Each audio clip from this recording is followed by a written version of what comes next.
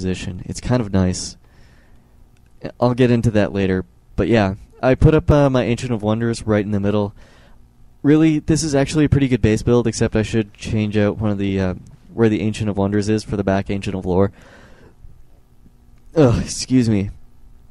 Because right now, Ancient of Lore or Wonders have half the HP of Ancient of Lores, and they have like, I don't know, half the armor or something. So they go down pretty quickly, and especially against a tower push, because you're going to be spending a lot of time in the back of your base. So you'll notice, aka 2v2 or Captain Human Player over here picked up the Mountain King second, and he's got a couple of scout towers. Reason he picked up a Mountain King is because if I don't have a Demon Hunter, you might as well not pick up a Naga. And the reason you pick up a Naga in the first place is because the Frost Arrows with the regen that you have, that was just stupid of me to run back even a little bit. Anyways, with the regen on the Frost Arrows, mana burn won't be as effective. So, you know, if you mana burn an MK, it stalls the amount of bolts that you can use for like a couple seconds or like a minute or something. It's a ridiculous amount of time. But if you do it on a Naga, it really doesn't do much because, you know, they just wait 2 seconds and they have their 8 mana back. So I pick up a Moonstone as I run to the back of my base. Always a good thing to have on you as a Night Elf player, just because it allows you to use some hide. First thing I focus down is that stupid Sorceress. I hate Sorceress. If you are using Huntress, always focus down the Sorceress as soon as possible, even before you're focused down the Rifleman. Now, I am going to point out, I do hit level 2, by the way. I am going to point out I did try and get Abolish. The one gay thing about this is that I don't have custom hotkeys, and I didn't know this before now, is the fact that Abolish has a separate hotkey in the stupid Ancient of Lores. Like, it's not B. It's ridiculous. It's something like A or something, and it doesn't make any sense. Either way, it would really save my ass right now. It would give me like 80 free experience from these water elementals. Now, one thing I am going to point out is it's really important to know when to focus down the towers. The one thing that's great and that kind of works in your advantage is the fact that towers can only be set up and they stay there. They can't move. So really, once you have good positioning on them, you should be able to focus them down. If you get them to back off a little and they're running away, you focus down the tower. This is pretty much how every Night Elf does micro, and here's the Ancient of Wonders dying that comes into play. Here I kind of get stupid and run my stupid Warden in the middle.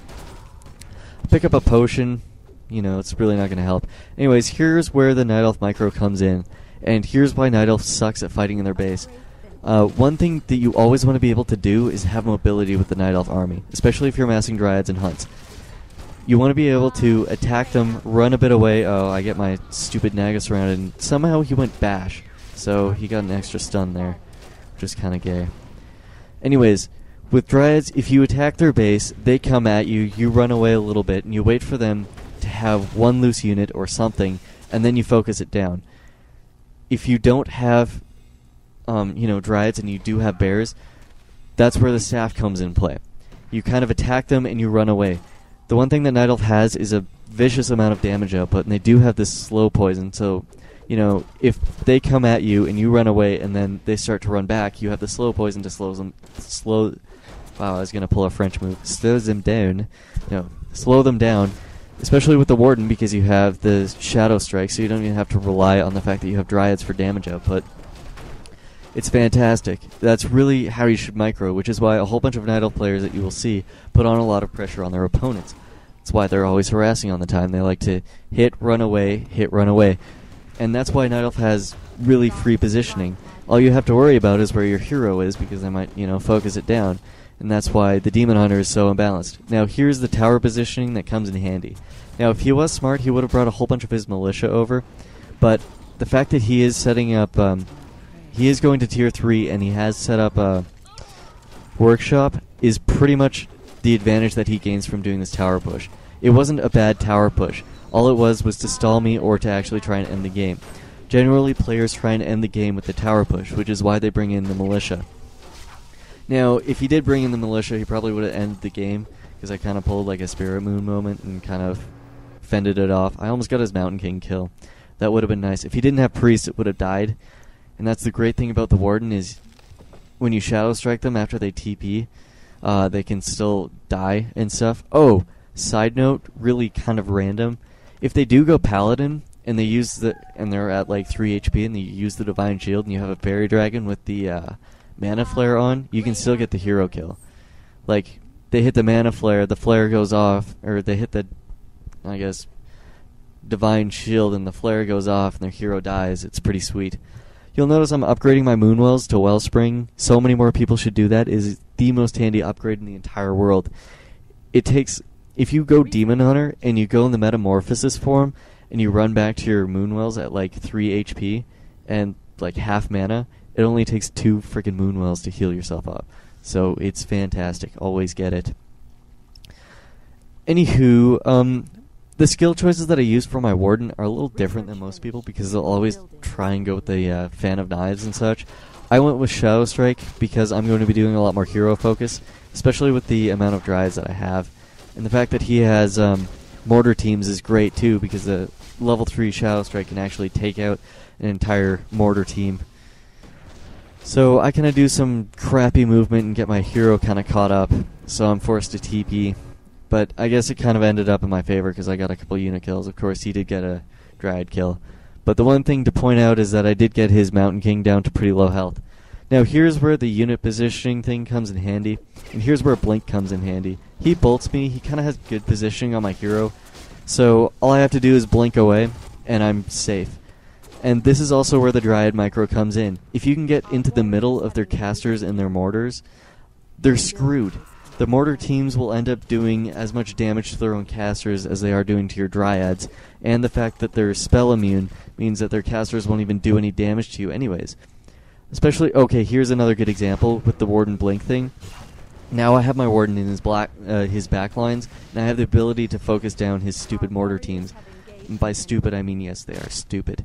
So I have the Dryads out front, which can do damage to his casters and such. Sorry, it's not there anymore, but I did have the ability to, focus down some units. He kind of runs away, and then I have the ability to finish it off with my Warden, which is great. So I use some nice rejuve action here. He focuses down a Moonwell, and here's the Abolish thing that comes in handy. I hit level 4, pretty much no advantage gained. I won't gain any advantage until I hit level 5 to get more, Shadow Strike damage. Another, nice Water Elemental kill. And here's the problem with the Tier 3 Paladin. I don't really recommend this. It dies really easily, especially to a Warden. I mean, sure, with the Demon Hunter, you might be able to mana burn and they won't be able to heal as much, but Shadow Strike reduces his movement speed. Even if he does use Divine Shield, you're doing damage to him. It's fantastic. So here's where the... I should have staffed that bear, by the way. Here's where the positioning comes in hand. All of my stuff is just kind of randomly placed here and there, and I don't really have to rely on my positioning. So here, his hero's kind of out in the open, so I decide to focus it, and of course I get the hero kill. I also level up. I do have the ability to get another, 2 kills here, but I won't be able to get the Breaker. I do get the Knight, which is fantastic. Always a good thing to do. I tried to get the Breaker kill, and I was like, oh crap, you can't Shadow Strike that. Also, his Mountain King just came out, and here's where I try and push his base. Now, here's where his base build comes in handy, especially with the mortar teams. If you're going Tier 3, this is kind of the base build that you want. You have the ability to put your mortar teams right behind your farms, or even behind your Arcane Tower, or in front of your Arcane Vault, and you won't be able to, and as the Night Elf, you won't be able to focus things down, except for maybe like a farm. Here's where I try and go for the altar. This is a good example of it. His mortar teams are right there. He gets 2 Dryad kills off of